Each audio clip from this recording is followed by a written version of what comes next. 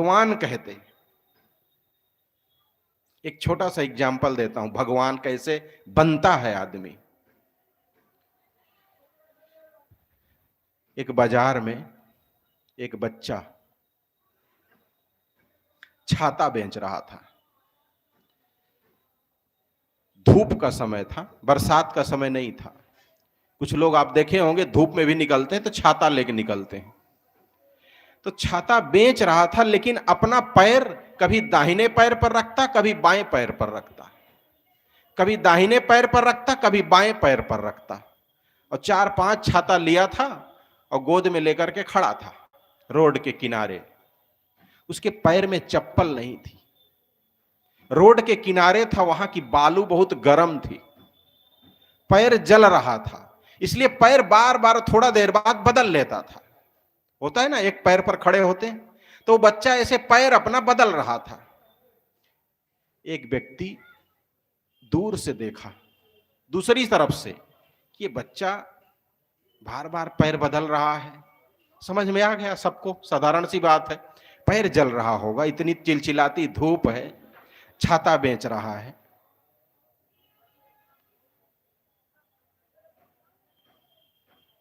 इसको चप्पल की जरूरत है।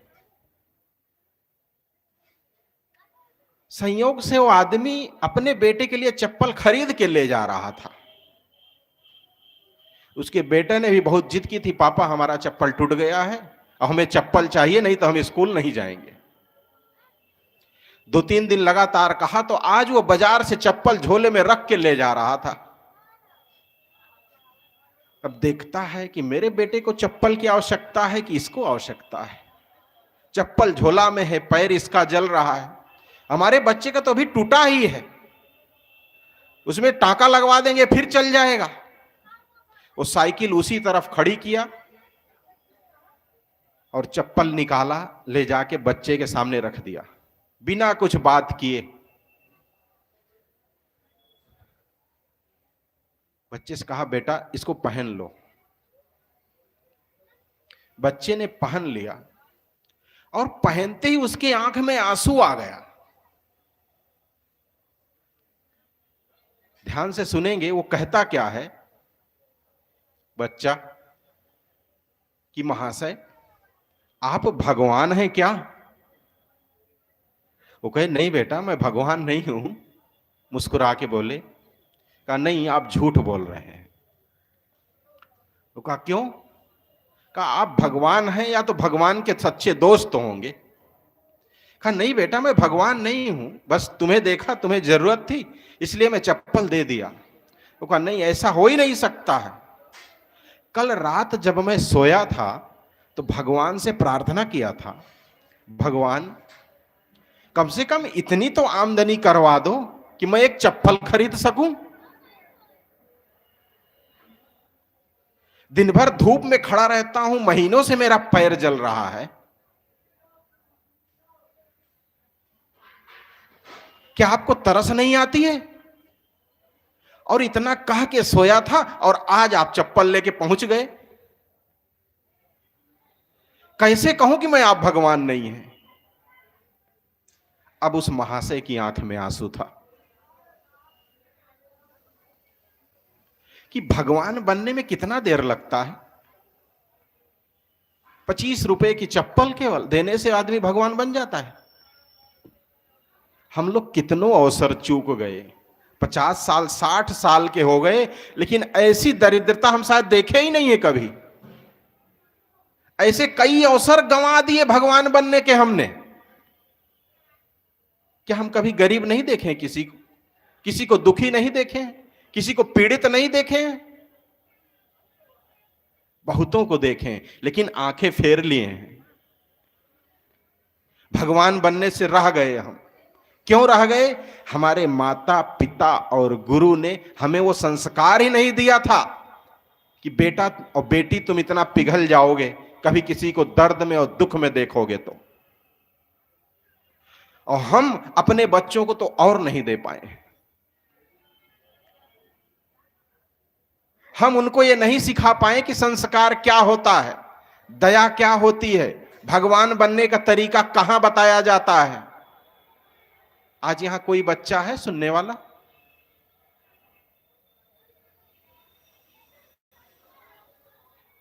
क्यों नहीं है? बच्चे तो हमारे हैं। हमारे पिताजी जहां हमको कह देते थे हम दिन भर खड़े रहते थे, एक हम भी पुत्र थे। लेकिन हम अपने बच्चे को कह दे तो घर छोड़ के भाग जाएगा। एक वो भी औलाद है, एक और हम भी औलाद थे। हम अपने पिता को आंख उठा के देख नहीं सकते थे, वो देख देते थे तो हमें भले पेशाब हो जाता था। लेकिन आज तो लड़ते हैं, और ज्यादा तू मैं हुआ तो बाप को उठाए और वृद्धा आश्रम में ढकेल के आ गए। एक बहू अपने पति से कही कि देखो, तुम्हारे पिताजी जब भोजन पाते हैं ना तो इसमें लार गिरा देते हैं, और ये थाली मेरा मांजने का मन नहीं होता है। या तो नौकरानी रख लो या तो मिट्टी के बर्तन मंगवा लो, खा करके वहीं फेंक दिया करेंगे, हम इसको आज से नहीं धोएंगे। महाशय जी सोचे, करूं तो करूं क्या, पिताजी हैं हमारे, लेकिन अब पत्नी को भी तो नहीं छोड़ सकते ना। वो बेचारे 1000 पीस मिट्टी के बर्तन मंगवा दिए, घर में एक जगह रख दिया गया। रोज उनकी पत्नी उसी में भोजन परोस के दे देती। वो बूढ़ा बेचारा खाट पर बैठे बैठे खाता और पीछे फेंक देता।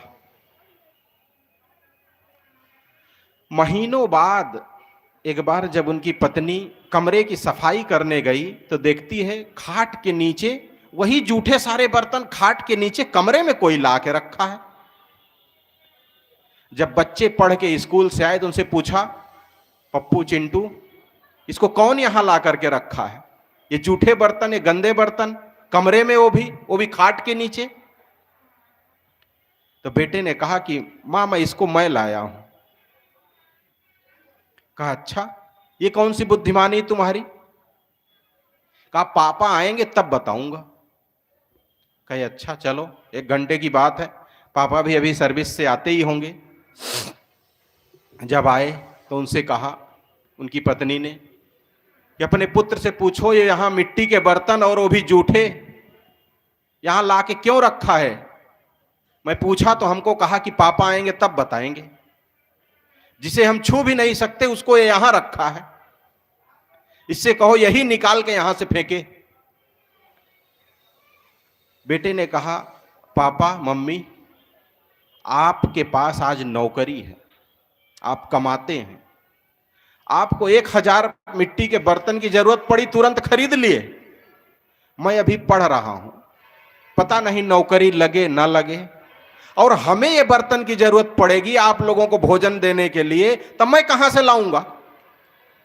इसलिए मैं आप लोगों के लिए बर्तन अभी से रख रहा हूं। पत्नी के पैर के नीचे से जमीन खिसक गई, ये क्या कह रहा है? उस समय बस चलेगा, बेटा चाहे बर्तन मिट्टी के बर्तन में भोजन दे, चाहे स्टील के थाली में भोजन दे। माता पिता खाना है तो खाए, नहीं तो भूखे लेट जाएं पानी पी के। आज हम सब की यही दशा है ना, हम नहीं खाएंगे, हमारी बहू को कोई चिंता नहीं है, वो चाहते हैं जल्दी खिसको, खाली होए घर, एक कमरा खाली होए हमारा।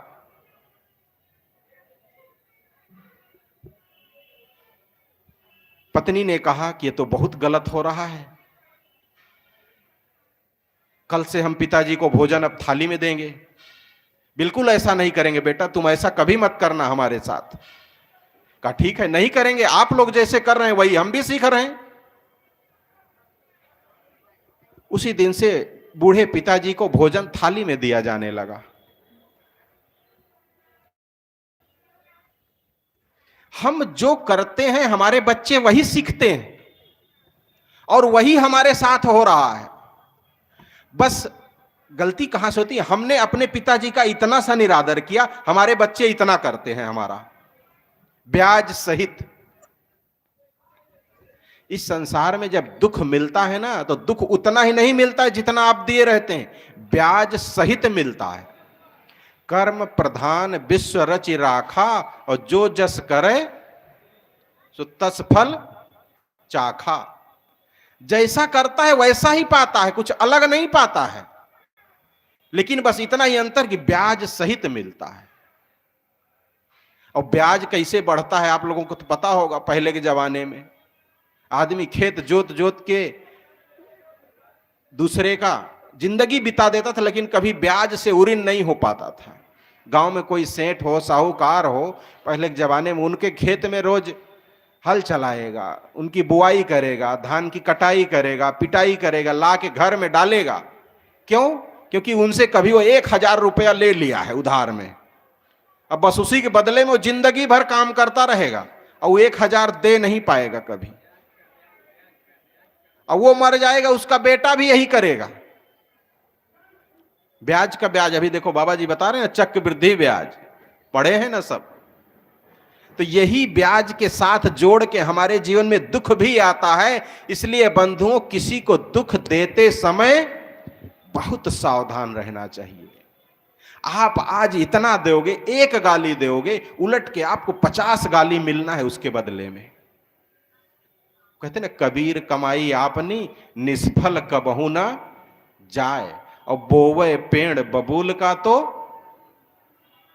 आम कहां से खाए। हम सब बबूल बोए हैं, इसलिए आज दुखी हैं और पीड़ित हैं, और चाहते कि उसमें आम फले। कभी संभव है? बबूल के पेड़ में क्या आम लगेगा? कभी नहीं लगेगा।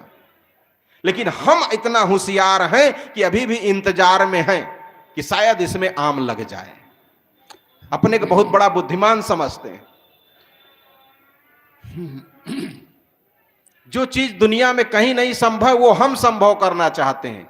अभी भी हम चाहते शायद इस संसार में सुख मिल जाए। अपने बेटे से सुख नहीं मिला, पोते के बेटा को देख लेंगे, सुख मिल जाएगा। बेटे को बेटा का मुंह देख लेंगे, सुख मिल जाएगा। उसी का आस में बैठे हैं, उसको खिलाने के लिए बैठे हैं, उसके लिए भजन सत्संग छोड़ के बैठे हैं। ये संसार परिवर्तनशील है, बदलने वाला है। यहां से केवल आपको मिलेगा तो दुख और पीड़ा और संताप। और ये बात आपको कब समझ में आएगी, ये आपका विषय है। एक बार धोखा खाने से, 2 बार धोखा खाने से, कि बार बार। कहते हैं ना, एक बार ठगावे तो 52 वीर कहावे, और बार बार ठगावे तो गप्पू नाथ कहावे। अगर हम बार बार धोखा खा रहे हैं, बार बार दुख पा रहे हैं, तो मतलब हम गप्पू नाथ हैं। अभी भी हम नहीं चेत रहे हैं। तो बंधुओं, हमारा समय पूरा हो गया है। आप लोगों से यही गुजारिश कि हम बार बार इस संसार से न ठगाएं। जो समय बचा है उसे अध्यात्म में लगाएं, सत्संग में लगाएं, भजन में लगाएं, राम में लगाएं। वहां से कभी आपको धोखा नहीं मिलेगा। और हम सब जो चाहते हैं सुख और शांति, वो जरूर मिलेगा। बस इतना ही कहकर मैं अपनी बात को यहीं विराम देता हूं। बोलिए सद्गुरुदेव की जय। बहुत बहुत धन्यवाद। पूज्यवर साहिब जी के साथ प्रयागराज से पधारे हमारे साथी संत श्री करम संत साहब, उनके बहुत सुंदर विचार सुन रहे थे। जैसे उनका नाम है, वैसे ही उनका विचार भी हम लोग सुन रहे थे। जैसा हम करेंगे वैसा हमें मिलेगा। कबीर कमाई आपने निष्फल कभी न जाए, बोया पेड़ बबूल का आम कहाँ से खाए। ये साखी, ये दोहा हर मनुष्य के जुबान में है, सबको पता है। इसलिए हम ऐसा काम, ऐसा कर्म न करें जो हमारे भविष्य के लिए अंधकारमय हो, दुखमय हो, पीड़ामय हो, किंतु ऐसा काम, ऐसा कर्म करें जो हमारे आगे के लिए, भविष्य के लिए उज्जवल हो, सुखद हो, शांतिमय हो। आइए हम और विचार सुने हमारे साथी आदरणीय संत श्री गुरु रमन साहब।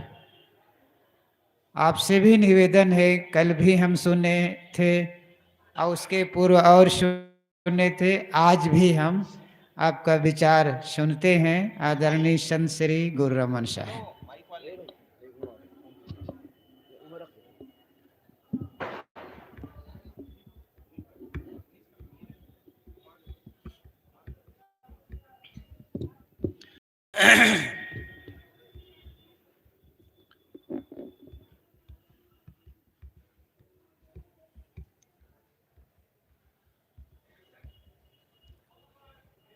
पूज्य संत समाज,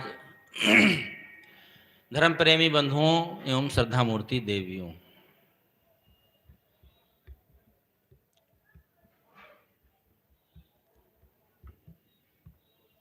मनुष्य के जीवन में और मानवेतर जीवन में बहुत अंतर नहीं है।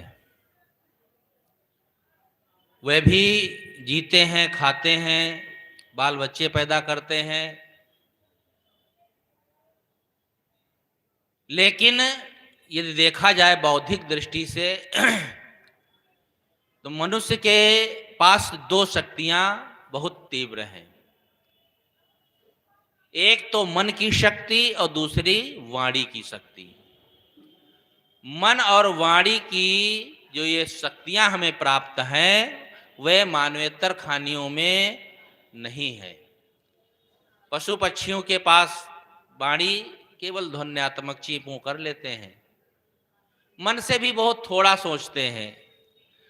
गाय जब बच्चा देती है कुछ दिन तक उसको अपने बच्चे के प्रति लगाव रहता है, अपने मालिक के घर को जानती है, घूम घाम कर आ जाती है, खाने को दे दिया खा लेती है और उसके बाद उसी पर बैठ जाती है। ये नहीं सोच सकती, इतना नहीं मन में उसके समझ है कि वह इस शक्ति को ऐसा करे, ऐसा सोच ले कि यह खराब हो जाएगा बैठने से, रौंद देंगे तो सुबह क्या खाएंगे। उसको इस बात की चिंता नहीं है। चिंता क्यों नहीं है? क्योंकि उसके सोचने की समझने की शक्ति ही उतनी है। लेकिन मनुष्य के पास बहुत समझ है, वह सोच सकता है, समझ सकता है। आज मन की शक्ति के कारण ही आदमी कहां से कहां पहुंच गया है। कैसे कैसे यंत्र बना दिए हैं, चंद्रमा पर, मंगल ग्रह पर। लोग सोचते थे कि ये ऊपर आदमी कैसे चला जाता है। स्वयं और यंत्रों के द्वारा कैसे कैसे कार्य दिखाता है, और यह उसके मन की जो ताकत है उसी के द्वारा, मन कहो चाहे बुद्धि कहो, बुद्धि के द्वारा जीव करता है तो मन उसका तीव्र है तभी तो। और वाणी की ऐसी शक्ति है कि वह बात से एक दूसरे के भावों को समझ सकता है, व्यक्त कर सकता है। यदि वाणी ना होती तो इशारे से सारी बातें नहीं बताई जा सकती। वाणी हमारे पास है, इसलिए हम उससे दूसरों को अपने भावों को बता सकते हैं वर्णात्मक शब्दों में, और दूसरे के विचारों को समझ सकते हैं। आज ये जो सत्संग हो रहा है वाणी के द्वारा ही कहा जा रहा है। पुस्तकों में जो लिखा जाता है वह भी हमारे समझने की शक्ति ना होती तो लिखा हुआ अक्षर कैसे जान पाते। इसलिए मन और वाणी ये दोनों शक्तियां तो मिली, लेकिन इसका हम सदुपयोग नहीं कर पाते। यदि सदुपयोग नहीं किए तो यही घातक हो जाती हैं। बिजली देखो कितनी काम की चीज है, पंखा चलाओ, लाइट जलाओ, बहुत से काम करते, लेकिन इसका दुरुपयोग करो तो यही घातक हो जाती है।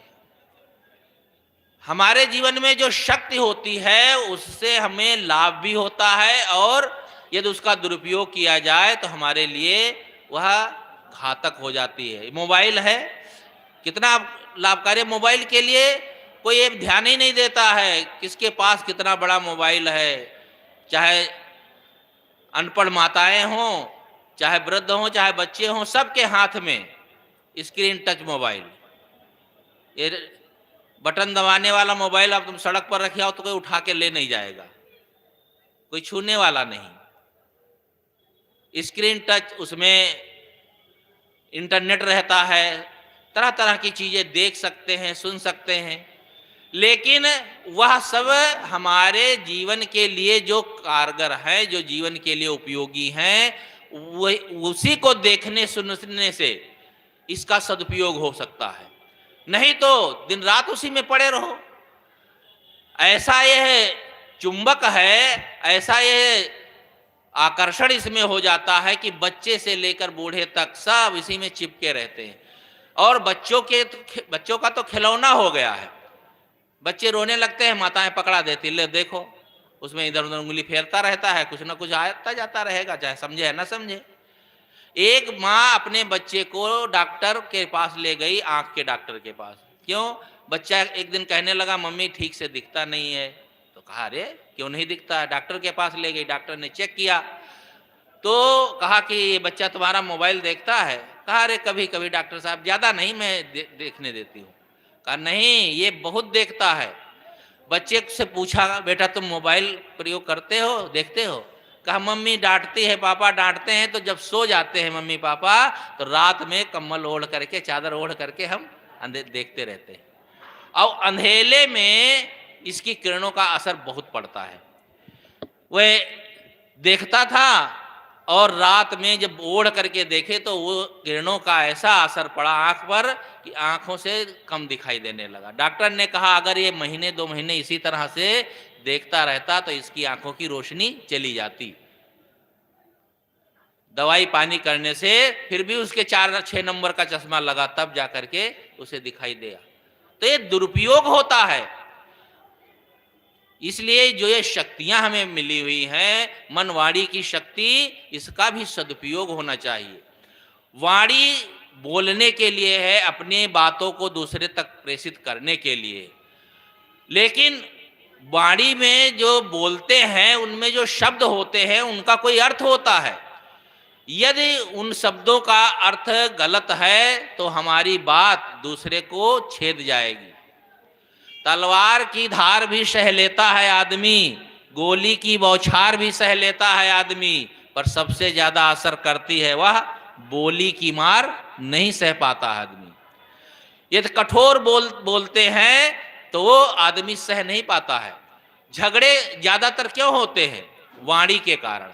सहन नहीं होता है, किसी ने कुछ कह दिया। और यही नहीं है, छोटे बड़े का लिहाज सब धो डालते हैं। इसलिए सोच समझ करके वाणी का प्रयोग करो, चाहे व्यवहार में भी हो और चाहे धर्म में भी। देखो धर्म क्या, जो ये चोंगा पहन करके लोगों को बरगलाते रहते हैं, चमत्कार अंधविश्वास में भटकाते रहते हैं, ऐसी ऐसी लच्छेदार बात कहेंगे, ऐसा कहेंगे, बात बोलते हैं कि लोगों को विश्वास हो जाता है कि महाराज तो बिल्कुल सही बात कहते हैं, ऐसा तो होगा ही। बस उन्हीं के झांसे में आकर के लोग अपना धन और अपना समय सब कुछ न्यौछावर कर देते हैं। इसलिए समझना होगा। सीता ने जब लक्ष्मण और राम वन में थे तो वो कहानी तो सब जानते ही हैं। राम गए हिरण के पीछे तो हिरण ने, मायावी था, उसने कहा हा लक्ष्मण, हा लक्ष्मण। तो सीता ने कहा देखो राम पर विपत्ति आ गई है, जाओ जल्दी उनकी कुछ सहायता करो। तो लक्ष्मण कहा नहीं, मेरी तो ड्यूटी तुम्हारे संरक्षण, तुम्हारी सेवा के लिए है, इसलिए मैं नहीं जा सकता हूँ। सीता ने जब बहुत कहा, नहीं माने, तो बहुत गुस्सा आ गया और गुस्से में उन्होंने बहुत कुछ उल्टा सीधा कह दिया, होश नहीं रहा। कहा लगता है भरत और तुम सब मिले हुए हो, हम राम को यहाँ मरवा दें और सीता को जंगल में छोड़ दें और पूरा राज हड़प ले, पता नहीं क्या क्या वो बोल दिए।